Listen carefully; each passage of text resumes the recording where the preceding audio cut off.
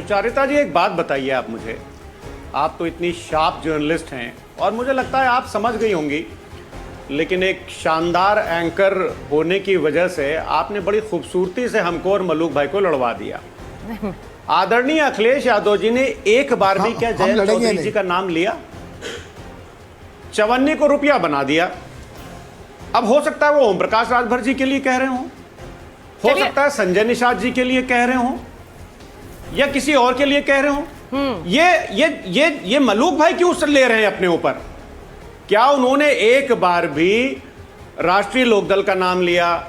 क्या उन्होंने मलूक भाई का नाम लिया? क्या उन्होंने जयंत चौधरी जी का नाम लिया? किसी का नाम नहीं लिया। तो आप अननेसेसरी क्यों अपने आप को समझ रहे हैं? लेकिन दूसरी बात, मैं एक बात कहना चाहूंगा सुचारिता जी, मलूक भाई को, कि मजरू सुल्तानपुरी का एक बड़ा अच्छा शेर है, सुनिए मलूक भाई, कि शबे इंतजार की कशमकश में न पूछ कैसे सहर हुई, कभी एक चिराग जला दिया, कभी एक चिराग बुझा दिया।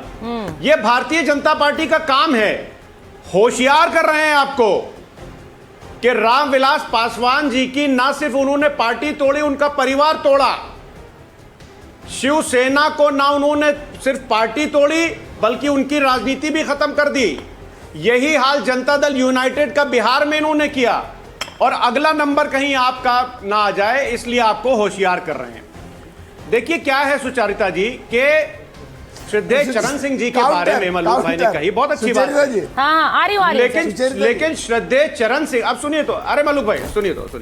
श्रद्धेय चरण सिंह जी जब स्वर्ग में बैठे हुए ये देखते होंगे कि जिस सरकार ने उनके पोते के पीठ पर लाठियां बरसाई, काउंटर दो ना, उसी पार्टी के आगे जा करके और वो गठबंधन में शामिल हो गए। श्रद्धेय चरण सिंह जी एक बात कहा करते थे सुचारिता जी, कि जब तक मीडिया मेरे खिलाफ लिखती रहेगी, किसानों में तुम्हारा रहूंगा।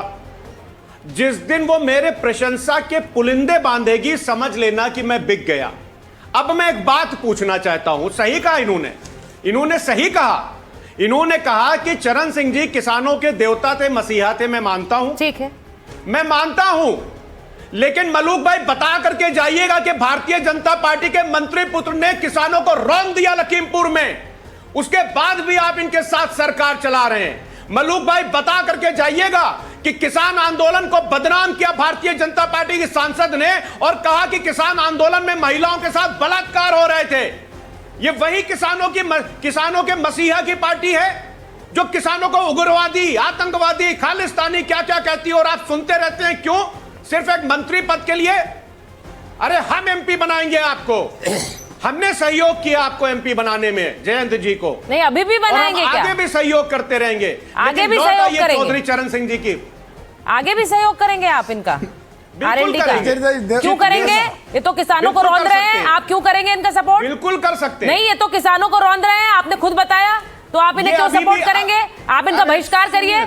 आप बोलिए आगे, आप कभी भी आरएलडी के साथ समर्थन नहीं करेंगे और ना ही इनके साथ जाएंगे। बोलिए आप आज। ये आपने बताया कि ये किसानों के कितने खिलाफ है। मैं बोल फराज जी, आज आप ये बोलिए कि आरएलडी के साथ समाजवादी पार्टी कभी नहीं गठबंधन करेगी, क्योंकि ये किसानों के खिलाफ लोग हैं। आपने अभी पूरा भाषण दिया। नहीं, सुनिए तो, मैंने भाषण दिया भारतीय जनता पार्टी के लिए कि जिनके मंत्री सर ऐसे थोड़ी चलेगा, रौंद दिया। नहीं, उनके साथ आप मत खड़े होइए। एक बात बताइए, उनके साथ मत खड़े होइए। आप बात बताइए, आपने अभी इन्हें किसान विरोधी साबित करने के लिए इतना लंबा अपना वक्तव्य दिया, अब उन किसान विरोधी पार्टी को अभी भी आप अपने साथ लाने की कोशिश कर रहे हैं। सर ये तो ड्यूप्लिसिटी है, ये तो राजनीति है। सर आपकी खुलकर फिर बोल दीजिए कि नहीं होगा। ये बोलिए मलूक जी, बोलिए, उसके हर्षवर्धन जी के पास जा रही हूँ। मलूक जी बोलिए। हाँ, नहीं सुचरिता जी, पर्सनल अटैक हुआ, टाइम देना प्लीज। हाँ, बोलिए सर। देखिए, राजनीति दो तरीके से होती है, जो पक्ष और विपक्ष।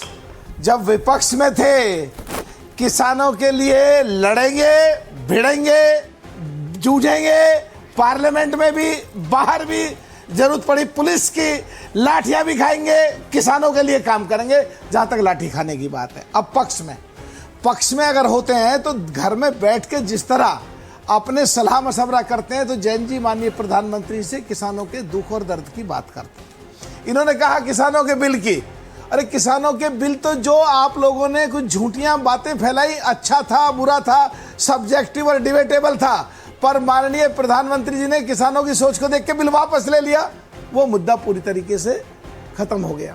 जहां तक बात है जो इन्होंने किसानों को रौंदा, आज फिर कह रहे हैं हम आपको, किसानों की तरफ कोई देखेगा, किसानों को कोई रौंदेगा, हम पक्षधर नहीं हैं, जरूरत पड़ने पे किसानों की बात उठाएंगे, लड़ते रहे हैं, लड़ते रहेंगे। पर आप एक बात बताओ फराज भाई, अगर आपने हमें एमपी बनाने में सहयोग दिया और 54 का रुपा करा, 4 गुनी ताकत दी, तो हमने कितनी ताकत आपको दी, कितने एमएलए जिताए? हमने 4 गुनी ताकत दी या नहीं दी? जब हम आपके नेता की इज्जत करते हैं, हमारा नेता आपको कुछ नहीं बोलता, नहीं सुचरिता जी, बस खत्म कर रहा हूं, हमारा नेता कुछ नहीं बोलता, तो आप बिलो द बेल्ट जाके आपके नेता ऐसी बात क्यों करते हैं? हम तो अखिलेश जी की बहुत इज्जत करते हैं, कांग्रेस जिस तरह नहीं करती है, हम ऐसा नहीं है। अब बात आती है कि आपकी यही तो लड़ाई की जो बात आई, अच्छा उन्होंने कहा क्या? आपकी तो लड़ाई की बात, मैं सुचरिता जी खत्म कर रहा हूँ, देखिए जहां तक बात आती है लड़ाई की है आपस में, या बीजेपी धोखा देगी या लड़ाइयां होंगी या उस तरह कर देंगे, अरे पूरा देश देख लो, देश का चुनाव देख लो, देश के किसी भी प्रदेश का चुनाव देख लो, एनडीए में कहीं भी लड़ाई नहीं हुई, और सो कॉल्ड इंडिया गठबंधन की सबसे बड़ी पार्टी कांग्रेस, और कोई भी प्रदेश देख लो देश का जिसमें आपस में लड़ते ना हो, टकरते ना हो, जूझते ना हो, भिड़ते ना हो, और लटक के और खुद टूट के बिखर जाते हैं, फिर आरोप थोपते हैं ये गड़बड़ होगी, वो गड़बड़ होगी, कुछ का कुछ बोलते हैं। तो फराज भाई आप अच्छे आदमी हैं, आप समझो कि अभी सहारनपुर में क्या हो रहा है। ठीक है, अब मैं हर्षवर्धन के पास जा रही हूं, जिले में नहीं, हर्षवर्धन जी के पास जाऊंगी। अब हर्षवर्धन जी, यहाँ पर अभी 2 बातें।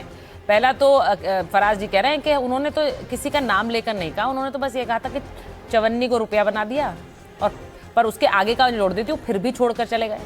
अब ये उन्होंने कहा था, उन्होंने कहा किसी का नाम नहीं दिया, आपको लगता है किसके लिए कहा? दूसरी बात, अखिलेश जी के पास नंबर कहाँ से आ रहे हैं सर, ये जो उन्होंने बांटे हैं, किसके पास कितने सीटें? देखिए सुचरिता जी, मुझे लगता है कि जब इस तरह का दौर चलेगा कि अपनी पार्टी को छोड़कर दूसरी पार्टियों के सीट टिकट बांटे जाएंगे, तो मैंने देखा कि अखिलेश जी की पोस्ट पर भाजपा के प्रवक्ता मनीष शुक्ला ने टिप्पणी की है कि 300 सीट समाजवादी पार्टी कांग्रेस को दे रही है, जिससे कि पनौती उनके माथे न लग जाए हार की।